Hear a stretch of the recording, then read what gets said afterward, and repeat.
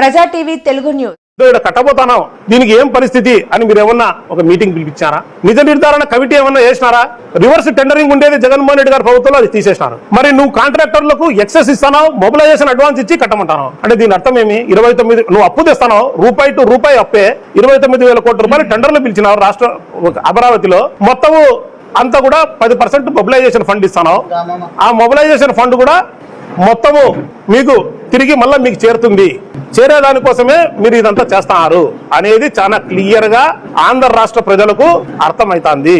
మీరు ఇప్పుడు assembly building కావచ్చు, లేకపోతే సెక్రటరియట్ బిల్డింగ్ కావచ్చు, 50 అంతస్తులు, 60 అంతస్తులు, 70 అంతస్తులు, 11 లక్షల స్క్వేర్ ఫీటు అంత అవసరం ఏముంది? అసలు ఇప్పుడు మనకు రాజధాని కట్టుకునేదానికే మనకు డబ్బులు లేక ఇబ్బంది పడతా అంటే మీరు అంతంత పెద్ద పెద్ద రాజధానులు అంతంత స్క్వేర్ ఫీట్ ఉండేటి కట్టాల్సిన అవసరం ఏముంది? కేవలం ఒక రియల్ ఎస్టేట్ డెవలపర్ ఏ రకంగా అయితే ఒక ప్లాన్ చూపిస్తాడో అమ్మేదానికి ఈడో గ్రీనరీ ఉంది, ఆడ అది ఉంది, ఆ రకంగా మీరు చేస్తారే తప్ప ఒక రాష్ట్ర ముఖ్యమంత్రిగా ఒక బాధ్యతగా ఏమాత్రము కూడా మీరు ప్రవర్తించలేదు అనేది క్లియర్ కట్ గా అర్థమైపోతుంది.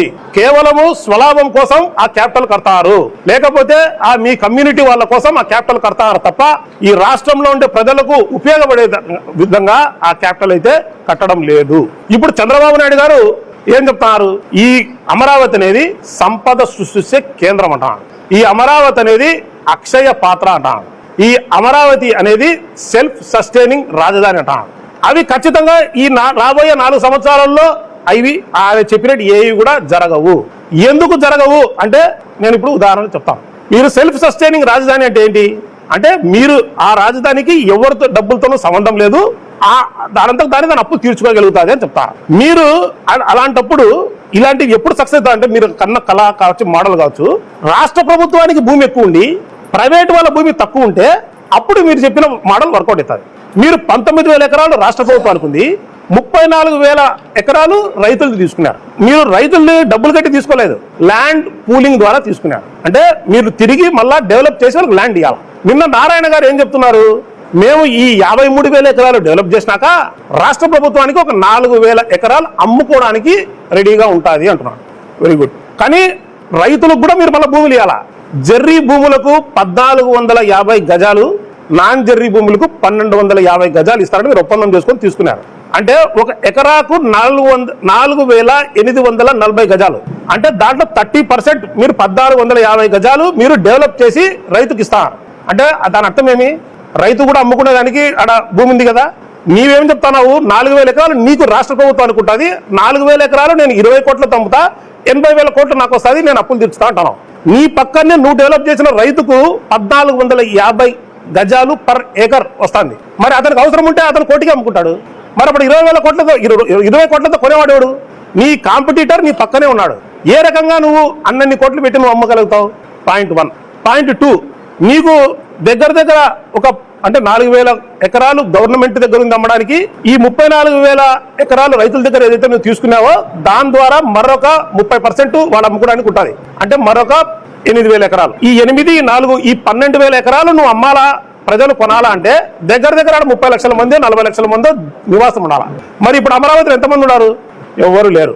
ఒకవేళ రాజధాని అనేది రాష్ట్ర ప్రభుత్వాలు అనుకుంటే ఏం చేయగలుగుతాయి అంటే బిల్డింగులు కట్టగలుగుతాయి. బిల్డింగులు కట్టితే సరిపోదు. ఆ బిల్డింగులు కట్టిన తర్వాత అక్కడ ఒక ఎకనామిక్ యాక్టివిటీ, ఫైనాన్షియల్ యాక్టివిటీ జరిగితేనే అది సక్సెస్ అవుతుంది.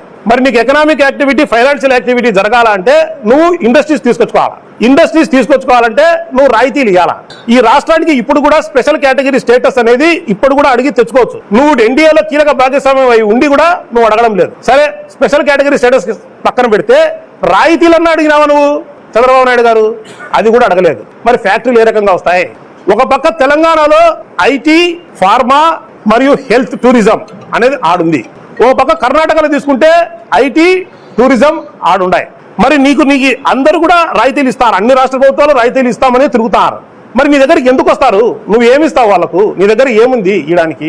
ఏమీ లేదు. మరి అలాంటప్పుడు నీకు ఎట్లా లాభసాటిగా అవుతుంది? నువ్వు పూర్తిగా డబ్బులని తీసుకొచ్చి అమరావతిలో పెడితే మరి మిగతా రాష్ట్రం అంతా ఏం కావాలా? మరి మిగతా రాష్ట్రంలో డెవలప్మెంట్ ఏం కావాలా? మరి అప్పుడు ప్రాంతాల మధ్య అసమానతలు రావా? మరి వచ్చి మళ్ళా ఇప్పుడు సీమాంధ్ర డెవలప్ కాదు, ఓన్లీ అమరావతి అనేది డెవలప్ అయితే మరి వాళ్ళందరూ మళ్ళీ మరొక రాష్ట్రం కోసం అడగరా? అందుకే కదా తెలంగాణ అనేది ఇప్పుడు రాష్ట్రం అయింది. నీళ్లు, నియామకాలు, నిధుల కోసమే కదా వాళ్ళు ఇది చేసింది. మరి ప్రాంతీయ అసమానతలు సృష్టించడం కాదా నువ్వు చేస్తానే పని? ఇది 4. 5వ పాయింట్, నువ్వు ఏమని చెప్పి నువ్వు ఎలక్షన్కు పోయినావు? సూపర్ 6 ఇస్తారని చెప్పి ఇల్లు తిరిగినావు. నువ్వు సూపర్ 6 ఇస్తావని చెప్పి తిరిగినావు, కానీ అమరావతి కడతావని చెప్పి, అమరావతిని మహానగరం చేస్తానని చెప్పి నువ్వు ఎక్కడ తిరగలేదు. నువ్వు సూపర్ 6 ఇస్తావని చెప్పి ప్రజలకు ఒక భ్రమలు కలిగించేసినావు. ఏ రకంగా మీరు అధికారం ఇస్తే, ఏ రకంగా వీళ్ళ కళలు, వీళ్ళ కోరికలు, వీళ్ళ స్వలాభం కోసం ఏ రకంగా ఈ కూటమి ప్రభుత్వం ప్రాకులాడుతుందని చెప్పేసి దయచేసి ఆలోచన చేయండి అని చెప్పి తెలియజేసుకుంటూ, లాస్ట్కు మోడీ గారు ఒక మాట చెప్పినారు. అమరావతి అనేది ఒక సిటీ కాదు, చంద్రబాబు నాయుడు కళ అంట.